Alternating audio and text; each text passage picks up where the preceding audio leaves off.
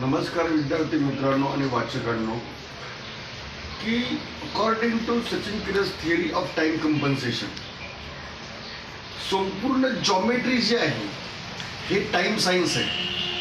संपूर्ण जॉमेट्री जी आहे ना, युक्लिडियन जॉमेट्री असो नॉन युक्लिडियन जॉमेट्री असो, ही टोटली टाइम सायन्स आहे.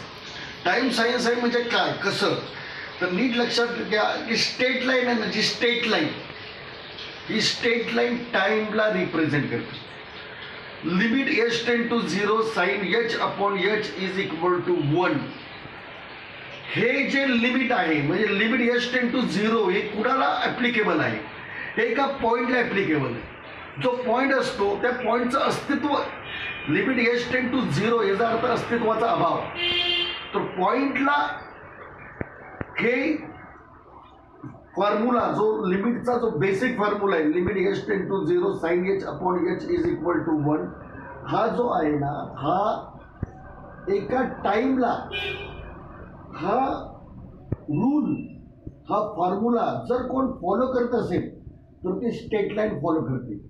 कारण लिमिट एच टेन टू 0 म्हणजे पॉईंट, की त्याचं अस्तित्व नाही. एक पॉईंटला शून्य अस्तित्व असते, परंतु तो एक्झॅक्टली 0 पण नाही, का तो पॉईंट आहे ना तिथे. 0 म्हणजे totally vacuum, totally spaceless position जी कुठंच नसते या जगामध्ये. पूर्णपणे स्पेसलेस पोझिशन ही आयसोलेटेड सिस्टीम मध्ये असते. ॲब्सोल्यूट म्हणजे स्पेसलेस पोझिशन अशी जगात असू शकत नाही. तर लिमिट एच टेन टू 0 ते आहे. पॉईंट जो आहे, पॉईंट हा टाइमला स्ट्रेट लाईन टाइमला रिप्रेझेंट करते.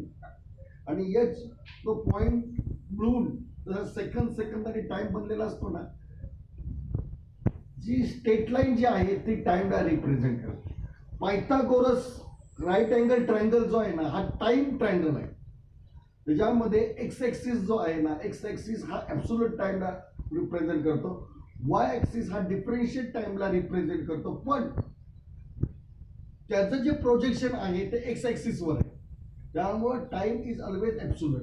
तर याच्याविषयी how the geometry is the time science, याच्यावर मी माझी जी थिअरी आहे, Sachin Newton's laws of motion must be modified, Sachin Kiras theory of time compensation, sun integrates and moon differentiates, sine theta आणि cos theta, two governing ratios and square.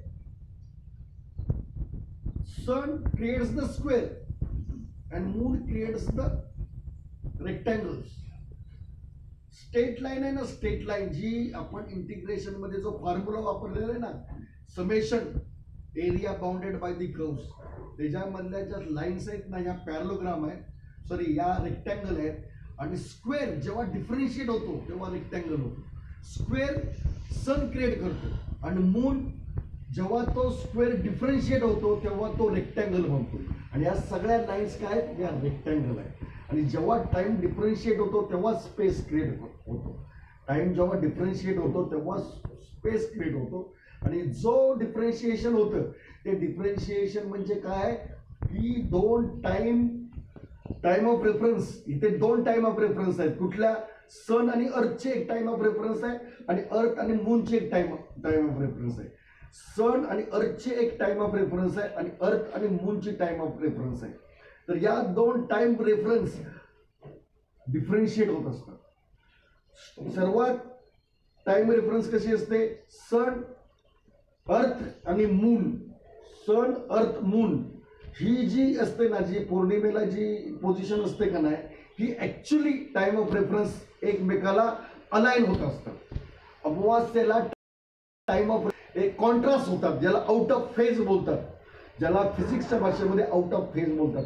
त्याच्याविषयी जास्त डिटेलमध्ये मी माझ्या पुस्तकात लिहिलेलं आहे. तर वाचकांनी हे पुस्तक वाचावं ही नम्र विनंती. थँक्यू, धन्यवाद.